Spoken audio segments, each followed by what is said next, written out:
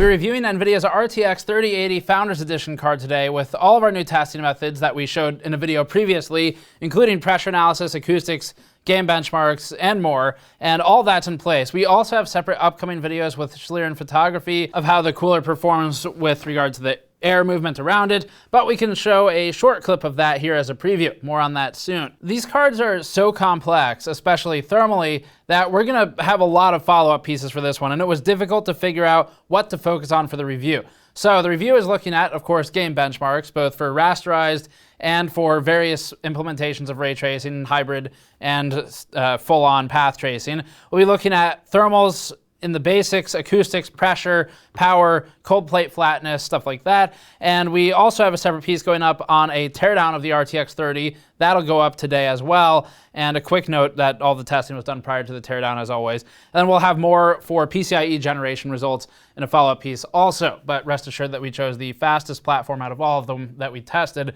for this review today. Let's get into it. Before that, this video is brought to you by us and the GN store for our 1 million subscribers limited edition foil t-shirt. The front has the GN logo and a gold play button like the ones YouTube sends out, and the back has our history on YouTube dating back over a decade. The shirt is custom made with a high quality 100% cotton and features a shiny gold foil. 1 million crept up on us way faster than expected, so these shirts are still in production, but you can guarantee you'll get one by back ordering on store.gamersnexus.net. Our previous limited shirts have sold out in just 3 to 4 weeks each time, and like those previous shirts, we'll be using the funding from our 1 million subs special shirt to purchase new testing equipment for our reviews. Back order the limited 1 million subs shirt on store.gamersnexus.net. So again, there's a lot we can do with this card because just the cooler alone is very unique and warrants a whole lot of research pieces beyond the silicon quality review where we're looking at standard performance for things like gaming. And the thermal benchmarks will get very complicated very quickly, so we'll have separate content. But today we do look at some of the basics of the thermals, what's important to know about it. Overview for the card, it's $700 for the baseline model. There will be partner cards launching tomorrow, the day after the video goes live, and those cards will be your standard cooling setups, but there are more advanced ones coming out after those. The partners had a limited amount of time to turn around their cooling solutions for the RTX 3000 series, and so you'll see more rolling out over the next few months. A couple of things worth addressing separately for the full specs. We have another video on it, but we'll pop up a short chart for the basics of it. If you want more detail on the architecture, we also have an Ampere architecture video that's a full deep dive on it. And then we've got a third video on our testing methodology if you're curious how any of this testing is done. You can check those links in the description below.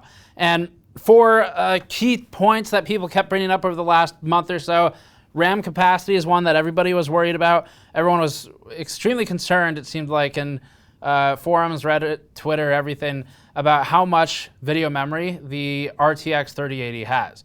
Because it's at 10 gigabytes, which is technically a reduction. But first of all, as a reminder, video memory was never really the limiting factor. So a lot of people look at GPU-Z or Afterburner or whatever software, and they see memory allocation or VRAM in use, and jump to the conclusion that if you plug in a 12 gigabyte video card, 11 gigabyte 1080 Ti, and you go play Call of Duty and it says it's using 10 gigabytes or 11 gigabytes of memory, they then think that 10 on the 3080 isn't enough. So first of all, that number that you see in software, that's not memory in use, that's memory allocation. That means that the game is asking for all of this memory to be assigned to it, but it's not necessarily actually doing anything with it. And so that number is misleading and not accurate to the actual memory consumption when you're using that application. You would need separate software to test that, or some engine level debug software. So I want to address that first. We've said that before, but it's been a little while. Another thing also is that typically you're bound by bandwidth, which GDDR6X should be solving here, or by things like ROPS and not really the capacity. But we'll go through all that in the benchmark numbers. And then finally, the power limitations were the biggest ones we ran into while benchmarking this. That's where partner cards will potentially shine for overclocking, and we'll be talking about that in this review as well. Okay, so we're gonna get started. There are timestamps in the description below if you'd like to jump around. Obviously, we'd encourage you to not try and summarize only one part of the video when you write a comment somewhere else, because it will mislead people and misrepresent the data. So watch the whole thing if you want to do that, but there are timestamps to make it easier. Let's get started. We're going to start this review with thermals, acoustics, and the cooler, since that's a huge point for this Founders Edition design. The teardown will be done in a separate video filmed prior to this review, and it will go live later today, so make sure you check back for that. Let's start with a look at the pressure map for the cooler. A flat and flush cold plate is key to good thermal performance. It doesn't matter how good a cooler is if you can't get it to mount flush with the silicon that it's cooling. We tried a few different pressure ranges for testing, but ultimately settled on this image as the best representation for cooler contact. We took 4 total pressure images, and they were almost completely consistent each time. NVIDIA provided us a mounting pressure spec of 2 to 2.5 inch-pounds of force, which we verified with a torque driver prior to disassembly as well. So we stuck to that same range during reassembly for pressure testing. That way it represents the factory assembly. In this image, you can see that there are 3 key areas of improvement. But this is still better than we've seen for any other reference design we've tested either from AMD or NVIDIA. The 3 areas are circular in shape, which we can illustrate here.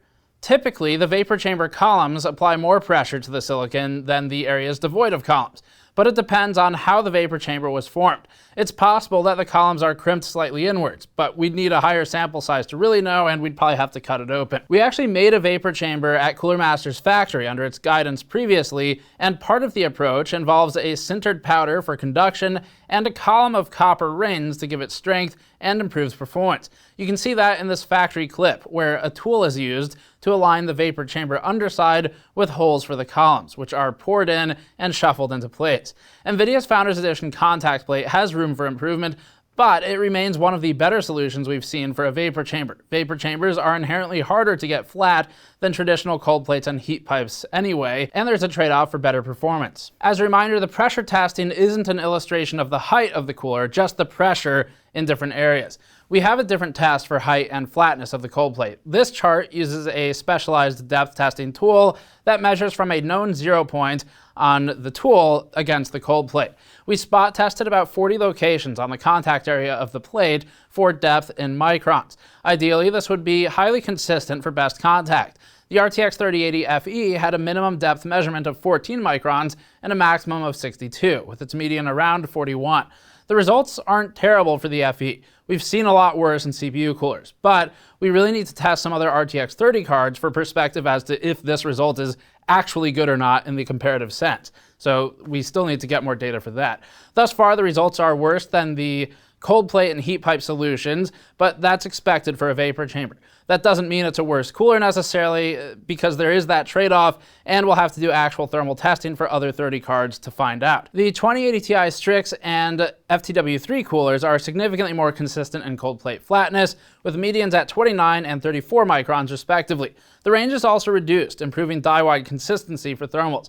The Kingpin Icon LN2 pot was also lying around, so we tested that. It's similar in median flatness to the FTW3, fittingly so, but is more consistent in its range than the FTW3 or the FE cards. Let's look at frequency, then thermals and noise, and then games after that. And again, timestamps are below if you need them. For frequency logging, we observed an initial peak frequency of 1980 MHz, with GPU boost scaling that down quickly to 1950 MHz, and then again to about 1920 to 1930 over the course of the test, once it hits steady state. Like previous NVIDIA GPUs, every 5 to 10 degrees lower will grant you a frequency bump in the range of 10 to 25 MHz, depending on where you are on the scale.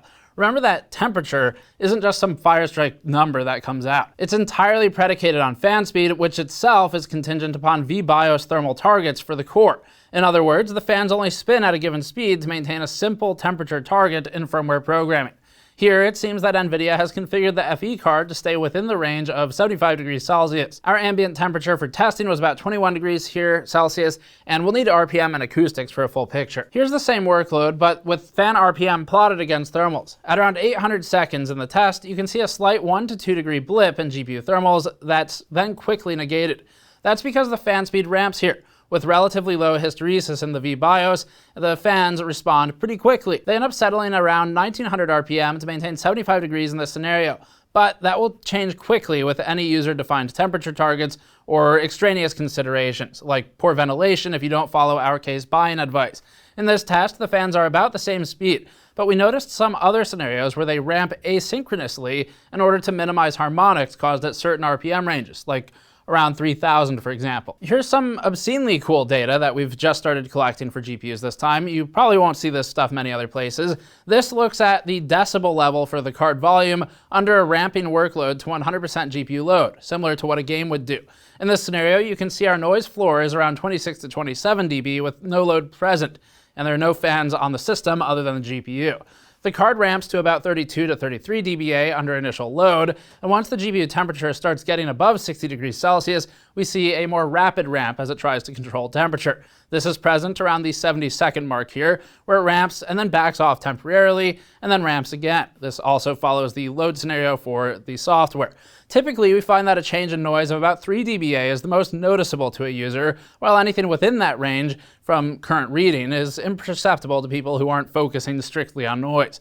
The end ramp is around 41.8 dBA in this instance, and that's just because that's where it starts to maintain the temperature target in VBIOS. We'll get a number for RPM in a second, though. The hysteresis appears relatively low on this FEV BIOS, so ramp is overall fairly quick, except for a few places where we see a gradual climb once the temperature is more under control. Here's the noise level at given points along the fan speeds. The fan RPM bottoms out at about 1,000 RPM on each fan.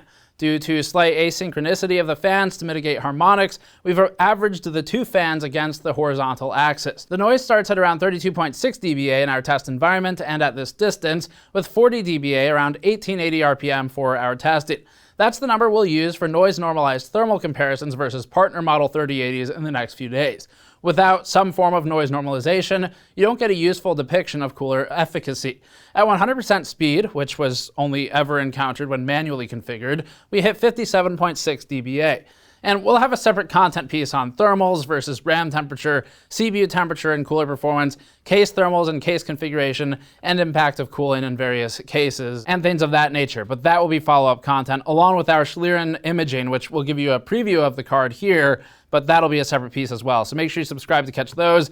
And now it's time to move on to game testing. We'll start off with Red Dead Redemption 2 with DX12. Scaling in Vulkan is similar. At 4K and with custom high settings, the RTX 3080 FE establishes an 85 FPS average baseline, with lows at 67 FPS 1% and 58 FPS 0.1%. Overclocking didn't get us much, as we were power limited with the default NVIDIA VBIOS, but this is where partner cards could potentially shine. We gained about 6% from the overclock overall, and the 3080 FE leads the 2080 Ti strict stock card's 67.8 FPS average result by 25.5%. It leads the 2080 Super stock's 54 FPS average result by 58%, the 2070 Super by about 77%, and it's about 90% ahead of the 1080 Ti. As for the 5700 XT, which is the only real AMD part currently sold that's anywhere close to this, that's at 47 FPS average, and about half the performance of the 3080 FE. Here's 1440p. When we tested a second ago at 4K, the 3080 held a lead over the 2080 Ti of 25.5%. But here that lead drops to 20.6%. The 3080's 127 FPS average allowed the overclock a gain of just 3.1% here, halved from before. The clocks don't help as much at this lower resolution, and so leadership versus the 1080 Ti FTW3 stock is 80%, down from 90 at 4K, versus the 2080 Super. The 3080 stock leads by 48%, as opposed to 58% previously, and things overall are trending down at lower resolutions. So keep that in mind if you're not running 4K. The 5700 XT runs 78 FPS average here, allowing the 3080 a lead of 63%. But it's not like a 5700 XT competes at the same price class anyway, it's just that AMD hasn't given us much else to show. At 1080p, the 3080 ran 152 FPS average, with some room to scale, shown by the OC at 157. That's not a worthwhile OC, but it does show that we're not fully capped when stock. This game is largely GPU bound overall, and so the drop in lead for the 3080 over the predecessors is just because of the architectural differences, not because of strictly a CPU limit. The 3080 leads the 2080 Ti by 18%, down from 25 at 4K. It leads the 1080 Ti by 71%, down from 90% at 4K as well. Very quickly, here's a Vulkan versus DX12 chart for Red Dead 2. This is showing percent improvement with Vulkan versus DX12. If you see a negative number, that means DX12 ran better than Vulkan on that device. This is often within error, but it depends on which one you're looking at. These percentages are purely self-referential for each card and have no relation to the other cards on the chart. The 3080 FE stock had an 8% improvement against itself with DX12, or 10% when overclocked. The frequency mattered more. The 2080 Ti saw almost the same type of scaling. Vulkan appears more sensitive to clock increases in this game with those GPUs. Interestingly, however, the Pascal generation, we can highlight the 1080 Ti and non-Ti entries, and the 5700 XT all show no real change between the set of them. Rainbow Six Siege is new to our bench and is next, run with DX11. At 4K and with ultra settings, the RTX 3080 ran at 179 FPS average, or 2.7% higher with an overclock. The 2080 Ti Strix ran 144 FPS average stock with a much bigger 12% gain from an overclock. OC versus OC, the 3080 leads by 14% or 24% when stock. The lead against the 114 FPS average 2080 Super is 58%, or again about 90% versus the 1080 Ti at 94 FPS average here. The 5700 XT is around the same spot, and that's for one of the highest pre-overclocked models you can currently get. Frametime scale evenly with averages in this game, and let's look at a source of that huge 0.1% low dip for the overclock in the 3080. Here's the frametime plot. As always, lower is better, but more consistent is best. With the OC line, you'll see significant excursions from the mean several times throughout this test, and that's because of the overclock being slightly unstable, unlike how it appeared in other game benchmarks. Like most overclocks, this isn't a universally good OC. The stock result is much flatter, with matching bounces in the first 1500 frames, and still being an overall better experience as we get on further in the benchmark. Plus, those early bounces aren't high enough to be really noticeable to the player. Overclocking on the 3080 FE isn't great, but maybe a higher power limit model will be better. 1440p had the 3080 at 329 FPS average, the 2080 Ti at 271, the 1080 Ti at 187, and the 5700 XT at 185. That establishes a reduced 21% lead over the 2080 Ti, 76% lead over the 1080 Ti, and that's down from, again, 90% at 4K for that one. Briefly, here's 1080p. The 3080 OC is still unstable, shown here in 0.1% lows, and therefore not a good OC for this game. The stock result runs 431 FPS average, 10% over the 2080 Ti, and 50% over the 1080 Ti FTW3. That said, we're clearly also hitting CPU limits at some point here, and that's since we're only at 1080p. The 5700 XT offers similar performance to the 2070 Super, and the Radeon 7 gets left behind by AMD's 5700 from 4 months later. Shadow of the Tomb Raider at 4K is next and has the 3080 FE at 92 FPS average, with an overclock proving stable but pointless. The lead over the 2080 Ti OC is minimal at 13% compared to previous tests, and so panic selling 2080 Ti's for $500 is probably not the best idea when you could spend a few minutes overclocking it and getting pretty close.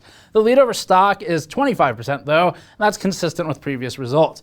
At this point, we've established an obvious trend. We're 25% over the 2080 Ti, 73% over the 2080 Super stock, and similar for the 5700 XT, and 82% over the 1080 Ti here. We won't discuss each game in as much detail going forward now that we've established the trend. At 1440p, the 3080 runs 23% faster than the 2080 Ti, 70% faster or higher FPS than the 1080 Ti and the 5700 XT, and 47% ahead of the 2080 Super. Next chart. 1080p is CPU bound. This is clear for a few reasons, like identical performance between the OC 2080 Ti and the stock 3080, but also because of the dropped lows on cars bouncing off of the CPU bind. This chart is useless for comparison here for GPUs, aside from maybe showing you that you shouldn't bypass the capabilities of your CPU or your intended resolution for gaming. We'll keep this one short. This is Microsoft Flight Sim at 4K high. In our GPU methodology piece, we showed how Flight Sim isn't scaling very well for GPU reviews using our current settings. That's because we became bound by a single thread hard at 1080p and at 1440p. At 4K, we're not CPU bound, yet anyway. The 3080 leads the 2080 Ti by about 20% here, it leads the 2080 Super by about 46%, and the 1080 Ti by about 60%. The 5700 XT is close to the original GTX 1080 FTW, both of which are doubled by the new card. This is where we would show F1 2019, but the game currently hates the RTX 3080, and we had constant crashing issues or failure to launch. For this reason, it's been removed from the charts here and gets a did not finish score, or a failure. It may work with F1 2020. We haven't tested that yet. Here's Horizon Zero Dawn at 4K. This one has the RTX 3080 OC scaling 6% over the baseline 87 FPS average result, but again dropping some of the frame time consistency. The 2080 Ti OC's 74 FPS average result illustrates that you can get close-ish to 3080 performance with a little bit of work, while baseline allows the 3080 a more impressive 30% lead than in the previous tests. The 2080 Super is led by 61%, the 1080 Ti is led by 78% here, and that's less than in some of the previous titles. At 1440p, the 3080 OC lead is reduced to 4.6%. The 2080 Ti lead remains about 28%, and the 1080 Ti lead is reduced to 68%. We're going to quickly flash through the next few games. Pause if you care about any of them in particular. The percent scaling is similar for all of them, and at this point it's a waste of everyone's time to talk through the remaining 5 rasterized games at 3 resolutions each that we tested just because we've already established a predictable pattern. The hierarchy remains the same across the stack, plus or minus a few percentage points. We'd rather spend more airtime on the interesting tests like the thermals earlier in the review instead. We'll quickly go through some RTX results now, mostly useful for those of you who purchased 20 series cards and actually care to use RTX features. We aren't putting as much focus on this right now, as it's still not a primary usage mode for the cards, but this information will be enough to get you the comparisons. We'll start with Minecraft RTX, although the most interesting gains come in Quake later on. The 3080 ran 87 FPS average, leading the 2080 Ti's 65 FPS average by 36%. That's a larger gap than we saw in the rasterization-only games, up from 25 to 30% previously. The lows are also significantly improved, disproportionately leaning positive on the 3080. The 2080 Super stock is led by 75% here, with the 2080 FE led by 82%. A few lower-end cards are also present if you care about those, and as for DLSS, it's on for all cards for this game, since Minecraft benefits from being visually predictable enough that DLSS doesn't detract from the experience. At 1440p, the 3080 runs 130 FPS average, leading the 2080 Ti Strix by 32%, still above previous averages. The 2080 Super and 2080 FE are near one another, led by a split difference of about 71%. At 1080p, the 3080 FE gains to 163 FPS average, and sadly, this is the highest we've ever seen in Minecraft RTX. It's still leading the 2080 Ti by 34%, the 2080 Super is led by about 67%, so there's stagnation in the game versus the Ti and the Super in terms of the difference. Control is next, tested with Max RTX and DLSS on, but also briefly with DLSS off for point of comparison. At 4K and with DLSS on, the 3080 runs at 65 FPS average, with the lows consistently behind. The RTX 2080 Ti runs 49 FPS average, allowing the 3080 a 32% lead. The 2080 Super and below are all under 40 FPS average. For perspective, here it is with DLSS off. The game becomes mostly unplayable at true actual 4K without DLSS, so we're only really flashing this through to provide perspective for what it does. At 1440p, the 3080 runs 111 FPS average, 28% ahead of the 2080 Ti Strix, and about 63% ahead of the 2080 Super and FE. Quake 2 is next, and this one is interesting. It's not quite there yet at 4K for playability, but the interesting part is that the 3080 leads even harder than it did previously. It's now at 45% higher average frame rate than the 2080 Ti, or 90% ahead of the 2080 Super card, which is insane. The game is path traced, so the difference in RT generations becomes more apparent. There's more reliance on the hardware in this specific title. 1440p sees a slight reduction in lead because we're stepping away from the memory bandwidth advantages afforded to the 3080, but there's still a significant lead. And we're going to stop here for games overall. We have enough of them. We also have Tomb Raider and 1080p results, but there's too much other stuff to talk about. Power testing is next. For over a year now, our GPU power testing methodology has involved taking both PCIe cable draw and PCIe slot draw with custom measurement tools that we built. We've now added PCAD as well for further validation. This is not total system power consumption and is instead total card power. Starting with FirmArc power virus tests, the RTX 3080 stock GPU consumed 323 watts total card draw, ahead of the 2080 OC by about 30 to 40 watts. The efficiency is way up here, despite power consumption also being up. For instance, the 1080 Ti consumed 325 watts when overclocked, and yet the 3080 stock card was routinely in the 70 to 90% uplift range versus this card even overclocked. The 2080 Ti pulled to 264 watts stock and 330 watts overclocked, for comparison with the 2080 FE stock at 235 watts. With that 330 watt OC number on the 2080 Ti, the 3080 was often still 10 to 15% ahead of the 2080 Ti OC while being a few watts lower, proving its efficiency improvements. To get the actual 2 times performance per watt number that was marketed, you'd have to power them artificially to about 240 watts. So you'd be power limiting so that the scale widens, because it converges towards the mean as power increases on the 3080, but it's still better though. Total War 3 Kingdoms at Ultra is next, where these high-end cards struggle to hit even 60 FPS at 4K. The 3080 FE overclocked draws 367 watts here, proving exceptionally inefficient and a waste of time as compared to its stock setting.